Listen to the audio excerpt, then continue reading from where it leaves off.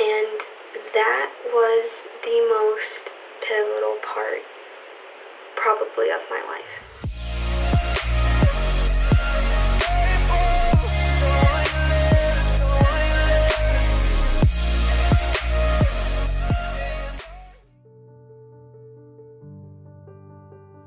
Hello beautiful people, welcome back to my channel. Thank you for coming, and I am excited about sharing my testimony, my story with you guys. So I hope you enjoy the video. So I was born in Russia, actually. My birth mom abandoned me at my birth, and till this day I don't know her and I don't know where she is.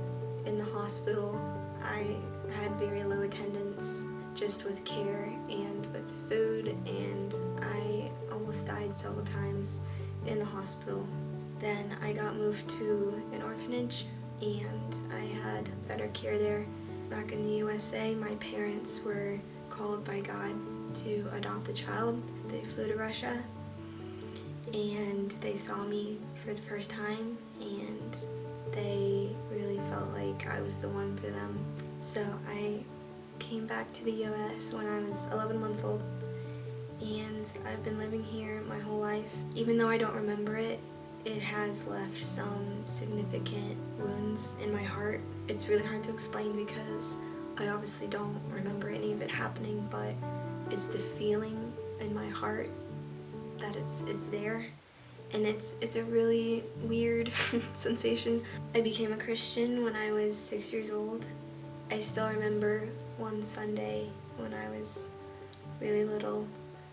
I had a teacher in Sunday school who was talking about hearing God's voice and listening to Him and doing His will, and it really hit me so much that when I came home, and I'm 5-6 years old, it hit me so hard I came home and cried in front of my window.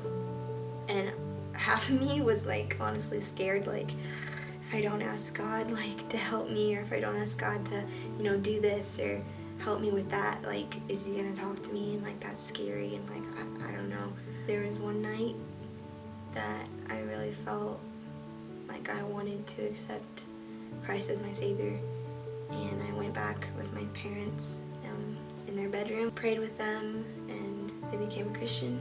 And it was a really special moment just with my parents, and especially to become that new believer. Even though I was so young, it still really meant a lot to me. Transferring from junior high and middle school to high school was, I would say, pretty normal for me. I was in sports. I was heavily involved in my church with leading children's youth ministry. I did that for about 5 years, but I started realizing that it was really different, and I started feeling things that I hadn't felt before. A deep fear of mine is rejection and abandonment. I think that stems back to my adoption. I was abandoned from the minute I was born, and like I said, even though I don't remember it, I feel it and it's in me. But as I was getting into my teenage years, I had great friends, don't get me wrong. I had good mentors in my life, but I always never felt like in a group, the one that people wanted to see. I never felt like I was the special one in a group. I never felt like I was the one that people came to see. And it wasn't that I needed so much attention for me to feel good about myself. It was more of me wondering, why am I not enough for these people? Why am I not good enough for them to hang out with me? I never felt really connected with anybody. And I'm not gonna lie, I still feel that to this day. That's still something I struggle with. I still don't know the answer either. 2018 was most definitely the worst year of my life. Just trying to figure out, what is my purpose? Why, feeling those feelings of, why am I not good enough? I had friends drop out of my life move away. You know, it was not their fault for what I was feeling. But those things piling on top of each other really got to me, and that was the furthest I ever felt from God. And I really came to a point where I really didn't want anything to do with him. He wasn't helping me in any way. He wasn't helping me feel better. He wasn't fixing anything that I wanted to be fixed. And I never felt so empty and far away. And I went into some depression in that year. I would get in moods where that would last for days, maybe weeks sometimes. I just felt so empty, and I really felt like God was not there. And so I didn't want to get emotional.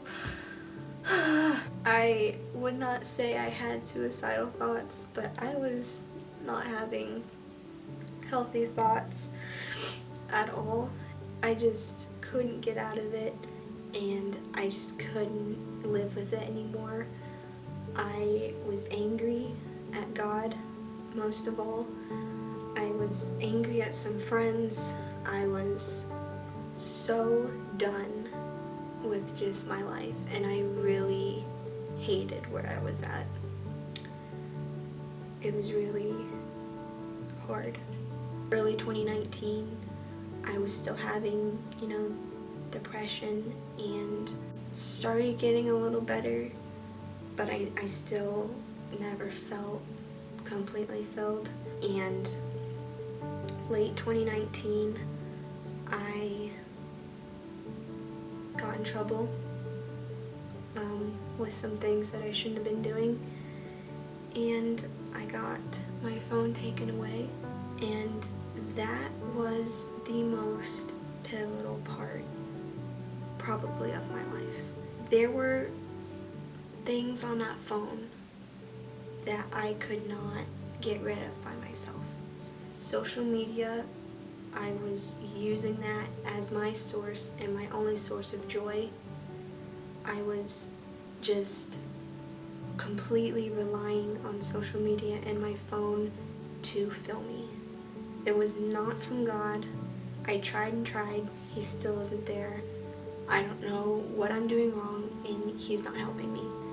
And I just went to my phone every single time, and I really felt like God was like, okay, Ellie, if you're not gonna give this up, and if you're not gonna give your phone up, and if you're not gonna give the things on your phone up and the people on your phone up, I will. And he did. At first I was crushed, because that was the thing that was giving me joy, and that was the thing that was helping me through all my crap that I was feeling, and that was the thing. I was so fixated on having that. It was an addiction, and I couldn't get rid of it by myself, and I didn't want to, even though I know I should. I got my phone taken away for a year. When I heard that, I was like, are you serious? Like, I couldn't believe it. But that's what needed to happen to change my life and to turn my life around. I still remember the day that God really spoke to me. It was a Monday. I was sitting in my bed doing school. It was raining outside, and I heard God say, go take a walk. I was like, excuse me? It's like 10:30 in the morning. I'm doing school in my bed. Why? Like, why? So I went out, and I walked out of that door, and I just broke down. I had just got my phone taken away like 3-4 weeks prior. I was still struggling with that a lot. I walked around my neighborhood, and I stopped in the middle of the road at a certain point, and I just cried out to God. I said, God, I need you. I really can't. I don't know what to do. I've gotten everything taken away from me.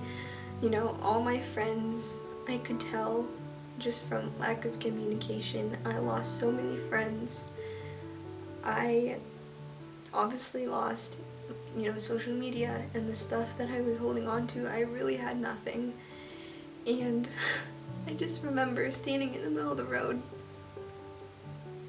saying, God, I need you, and I can't do this on my own, and I need you, and I'm so sorry for the things that I've done, and I'm so sorry for neglecting you and not trusting in you when I know I should, and I'm so sorry for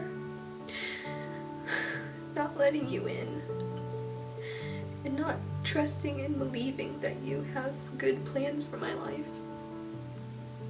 And I've never felt the presence of God so strong in my life, and I just felt him come to me and say, Ellie, it's okay. I forgive you, and I love you, and I'm gonna help you.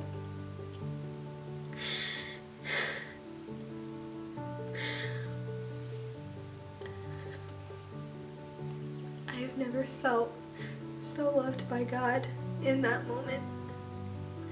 And he knows when we're at our end and when we can't do it anymore. He knows he's watching. And from that day on, I was determined to have a relationship with God. Not because of wrong motives, but because I wanted one. And he helped me, and I said, God, I don't know how to have a relationship with you. I really need you to help me. And one of the things he called me to do was read the Bible in a year. And that also was a bit like, whoa, okay, that's a lot. But I actually just finished about a month ago. That was really helpful. Guys, get in the Word. It'll change your life. It really will change your life. I really changed my life around. I got some things straight. I knew how to have a relationship with God now. And I just want to close with, God may seem far away. And he may seem like he's not doing anything in your life. You have all these problems that you're going through, and you have all these struggles. You just can't find fulfillment in anything. Nothing you try is working, and even when you cry out to God, he doesn't do anything. You have to be willing to give up what you're holding on to. You're not allowing God to work in your life if you're holding on to things that you know you shouldn't be holding on to. But he's there, and he loves you, and he cares for you so much, and he wants to have a relationship with you. Sorry guys for getting emotional at points, but if you guys are interested in reading the Bible in a year, I will put a link in the description for a good Bible reading plan that I found. If you guys are interested, go check it out. It will really help you if you're kind of in a dry spot in your relationship with God, or even if you just want to read the Bible in a year. It's a good plan, and I highly recommend it. Thank you guys so much for watching this video. I appreciate you all so much. I'm excited for the future of this channel, and I really hope that this video ministered to you in some way. If you like this video, please give it a like. If you want to subscribe to see more videos kind of like this and vlog videos, please subscribe down below. Comment and share this video with your friends and family. Remember to be happy, and I will see you in the next one. Bye.